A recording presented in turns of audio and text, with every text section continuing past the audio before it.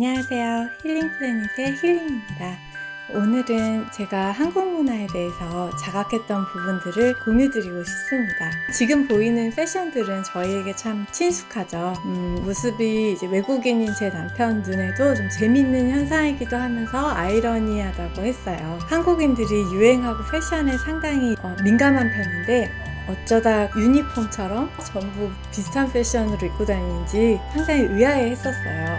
국민 아이템이라고 하면 우선 믿고 사야 할 것 같은 마음이 있어서 저도 몇 개 가지고 있네요. 우선 양떼 효과라고 들어보셨나요? 우두머리 양이 방향을 이끌면 나머지 양들도 따라가는 현상이에요. 집단의 힘 앞에서 개인이 이성적인 판단을 잃고 대중의 추세나 트렌드를 쫓는 걸 이렇게 표현해요. 그래서 이렇게 되면은 이런 프로세스로 진행이 됩니다. 그룹 속에 나 자신을 상실하고 옳은지 틀린지 판단을 상실하게 돼요. 그리고 또 나의 개성도 잃게 되고 그러다 보니까 획일화가 되는 거예요. 그러다 보면 남이 세운 기준에 나를 맞추게 되고 어느 순간 내 기준이 없어지면서 또 그 기준에 안 맞으면 나를 자책하기도 해요. 우선 나만의 판단 기준이 서야 자존감이 높아지는데 한국 사회에서 그렇게 되려면 많은 용기랑 노력이 필요한 것 같아요. 아무리 똑똑하고 이성적인 사람들도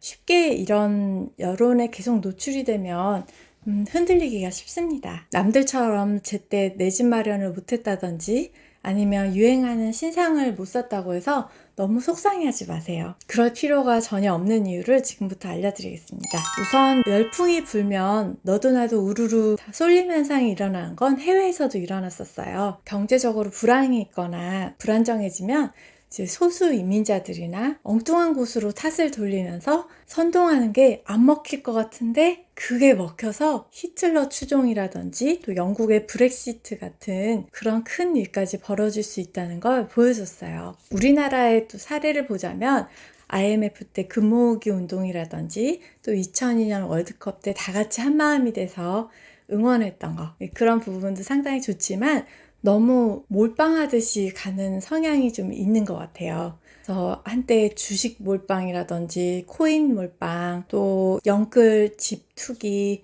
의사랑 변호사, 교사 열풍, 또 예전에 한의사 열풍도 있었죠. 또 영어 유치원 열풍 등등 한 곳에 몰리는 쪽으로 사회현상이 일어나고 있습니다. 이렇게 우르르 몰려가는 군중 심리가 위험한 이유가, 그래서 예를 들면 제 지인 중에도 꼭 있었어요. 요즘 누가 아직도 열심히 월급 벌어서 월급쟁이로 사냐? 요즘은 무슨 사업이 대세잖아. 이제 내 집 마련의 기회는 이때밖에 없어. 요즘 같은 저금리 시대에 누가 예금하냐? 다 주식이나 코인 하지. 이런 식으로 조장하는 사람들이 꼭 있고 너도 나도 다 뛰어들어서 더 많은 레버리지 효과를 보려고 더 몰빵을 하게 됩니다. 이제 그러다 보면 시장이 너무 포화가 돼서 결국 다 같이 가라앉는 현상이 생기는 것 같아요. 패턴이 이런 식으로 된다고 생각이 듭니다. 꼭 잘 되는 사람이 있고 그 벤치마킹을 가장해서 트렌드가 형성이 됩니다. 그래서 또 트렌드에 뒤처질 것 같은 불안감이 생기고 또 그 불안감 때문에 우르르르 다 그 방향으로 편승을 해요.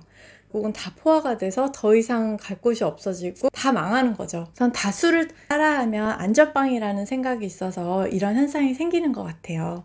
우선은 사회적으로 안타까운 현실이 몇 년 전부터 너도 나도 영끌을 해서 또 집을 샀는데 요즘 부동산 시장에서 버블이 꺼지면서 또 슬픈 뉴스들이 보여서 마음이 아프고요. 또 쏠림 현상이 가속화되다 보니까 사회적으로 큰 손실이 아닐까 이런 생각 때문에 저도 안타깝습니다. 제일 심한 게 의대가 아닐까. 하루에도 이런 기사들이 쏟아지는데 엘리트 인력들이 과학 발전이나 IT 쪽이나 또 다른 새로운 창업 쪽으로 가면 참 좋을 텐데 인력이 많이 부족한 상황이고 또 과학적으로는 특히 정부에서 지원 자체가 좀 부족하기 때문에 메리트가 없다고 생각해서 의대 쪽으로 가는 게 더 안전하다고 생각하시는 것 같아요.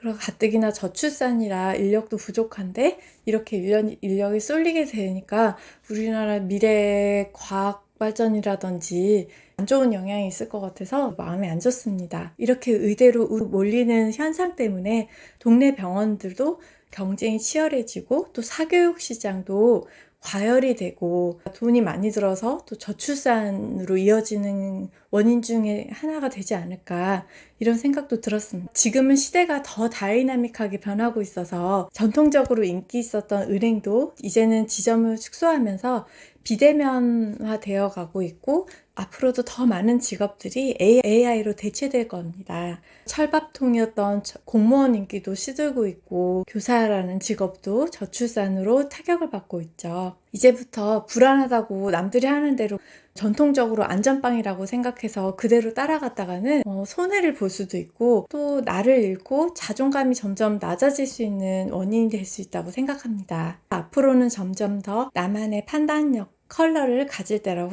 그럼 이제부터 획일화된 사회에서 나를 잃지 않는 법에 대해서 알아보도록 하겠습니다. 첫 번째, 스스로 팩트체크하고 비판적으로 생각하기. 무슨 열풍이 일어났을 때 한 발자국 물러서서 여러 자료를 찾아보시면 좋을 것 같습니다. 그래서 사실에 근거한 자료들만 수집하는 거죠. 아무리 주변 사람들이 야, 너 아직도 주식 안 하고 뭐 하냐?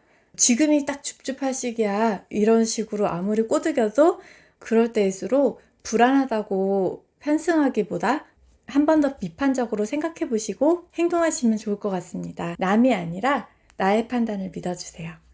두 번째, 소셜미디어를 멀리하고 내 직감을 믿어주세요. 우선 나쁘다고 생각하는 것도 계속 접하다 보면 자연스러워지는 게 사회 현상인 것 같아요. 만약 길거리에 쓰레기를 버리는 게 틱톡에서 유행한다고 생각해 보세요. 처음에는 거부감이 있을 겁니다. 하지만 너도 나도 다 쓰레기를 버리고 이게 유행이라고 하면 나만 안 버리면 나만 이상한 사람인 것 같고 유행이 뒤처지고 튀는 사람이 될 것 같은 생각이 들 수 있어요. 그래서 앞으로는 뭔가 쎄하다 싶으면 멈추고 여러분의 직감과 판단을 믿어주세요. 세 번째, 작은 일부터 내 소신대로 행동하기. 예를 들어서 유행이라고 무작정 옷을 다 사는 게 아니라 내 체형에 맞는 옷들을 사는 겁니다. 저는 예전에 오버핏하고 카멜색 코트가 유행했었던 적이 있었어요. 그래서 그때 저한테 안 어울리는데 유행이라서 다 사들였다가 결국 안 어울려서 보관하다 다 버렸어요. 그래서 나만의 취향과 장점들을 하나씩 알아가고 유행을 따르지 않고 독단적으로 행동을 하는 게 도움이 됩니다. 미의 기준도 보면 계속 바뀌잖아요. 우리가 거기에 맞춰서 계속 성형을 할 수는 없어요. 예전에는 또 컴플렉스였었던 게 지금은 미의 기준에 맞을 수도 있고, 미의 기준에 안 맞는다고 해도 나는 소중한 사람이에요. 그걸 나만의 개성으로 자신감을 가지자고요. 물론 트렌드에 좋은 영향도 있지만 모든 트렌드와 여론이 다 좋은 방향으로 가는 건 아니라고 생각합니다. 나만의 기준을 만들고 나를 믿고 따라주세요. 그렇게 해야 남이 만들어 놓은 기준에 따라가려고 막 애쓰지 않고 자책하지 않아도 됩니다. 그런 연습을 하는 게 쉽진 않아요. 우리 사회에서 모두가 예스라고 하는데 혼자 노라고 한다는 게 우리 정서상 쉬운 일은 아닙니다. 하지만 조금 더 비판적으로 생각하는 연습을 해야 나만의 개성과 컬러를 가지고 획일화된 사회에서 자존감을 지킬 수 있습니다. 오늘도 도움이 되셨나요? 도움이 되셨다면 구독과 좋아요 부탁드리고 다음 시간에 또 찾아뵙겠습니다. 감사합니다. 안녕.